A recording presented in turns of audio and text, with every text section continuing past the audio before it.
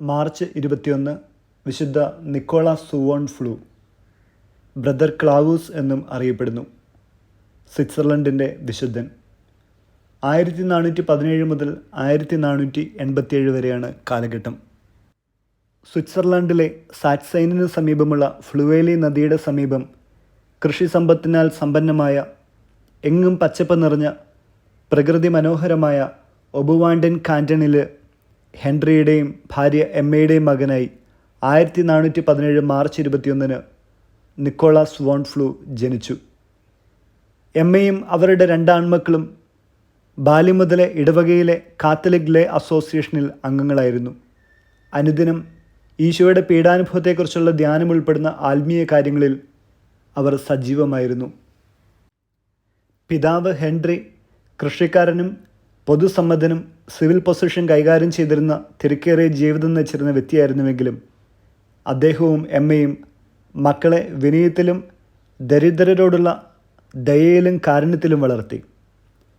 ക്രിസ്തീയ ഭക്ത്യകാര്യങ്ങളിൽ യാതൊന്നിലും കുറവ് വരുത്താൻ അവർ ഇടയാക്കിയില്ല. അങ്ങനെ ആ മാതാപിതാക്കൾ തങ്ങളുടെ മക്കൾക്ക് മാതൃകയായി തീർന്നു. നിക്കോളാസ് സുവോൺ ഫ്ലൂ 22-ാമത്തെ വയസ്സിൽ സൂറിച്ചിൻ്റെ യുദ്ധത്തിൽ പങ്കെടുത്തു. 14 വർഷങ്ങൾക്ക് ശേഷമുണ്ടായ യുദ്ധത്തിൽ അദ്ദേഹം അതിൻ്റെ ക്യാപ്റ്റനായിട്ടാണ് പ്രവർത്തിച്ചത്. 30-ാം വയസ്സിൽ ഡൊറോത്തിയെ വിവാഹം കഴിച്ചു. ആ വിവാഹബന്ധത്തിൽ അവർക്ക് 10 കുഞ്ഞുങ്ങളുണ്ടായി. എഴുത്തും വായനയും അറിയാതിരുന്ന നിക്കോളാസ് സുവോൺ ആ പ്രദേശത്തിൻ്റെ ജഡ്ജ്, മജിസ്ട്രേറ്റ്, അസംബ്ലി മെമ്പർ എന്നീ നിലകളിൽ രാജ്യത്തിനു വേണ്ടി സേവനമനുഷ്ഠിച്ചിട്ടുണ്ട്. അതിന് കാരണമായി തീർന്നത് അദ്ദേഹത്തിന് ലഭിച്ച ദൈവാനുഭവങ്ങളും സ്വർഗീയ ജ്ഞാനവുമായിരുന്നു.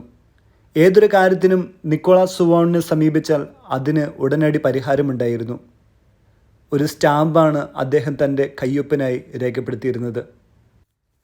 അദ്ദേഹത്തെ ഗവർണറാക്കുവാൻ വേണ്ടി പരിശ്രമിച്ചുവെങ്കിലും സ്നേഹപൂർവ്വം ആ പദവി നിരസിക്കുകയും 1465 രാഷ്ട്രീയത്തിൽ നിന്ന് അദ്ദേഹം വിടവാങ്ങുകയും ചെയ്തു.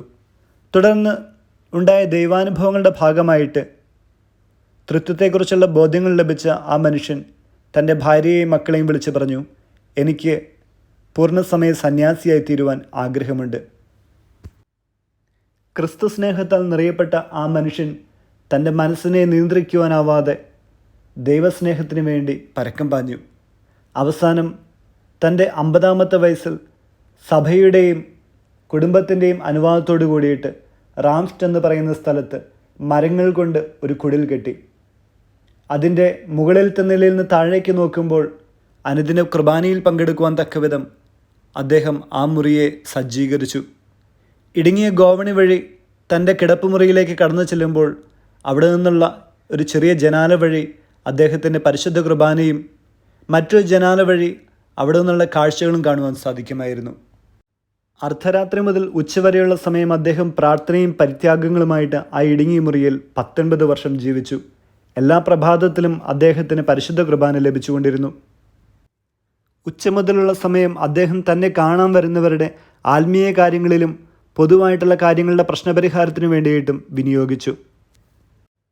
അദ്ദേഹത്തിൻ്റെ മധ്യസ്ഥതയാൽ 1481 ഡിസംബർ 22 സ്വിറ്റ്സർലൻഡിലെ സിവിൽ വാർ അവസാനിക്കുകയും ആധുനിക സ്വിറ്റ്സർലൻഡിൻ്റെ പിതാവെന്ന് അദ്ദേഹത്തെ വിളിക്കുകയും ചെയ്തു. കുടുംബങ്ങളുടെ സ്വർഗീയ മധ്യസ്ഥനായിട്ടും ബ്രദർ ക്ലാവൂസിനെ എല്ലാവരും വണങ്ങുന്നു. സർവരാലും അംഗീകരിക്കപ്പെട്ട നിക്കോളാസ് സ്വാൻ ഫ്ലൂവിനെ ആ ജനത ബ്രദർ ക്ലാവൂസ് എന്നാണ് വിളിച്ചിരുന്നത്.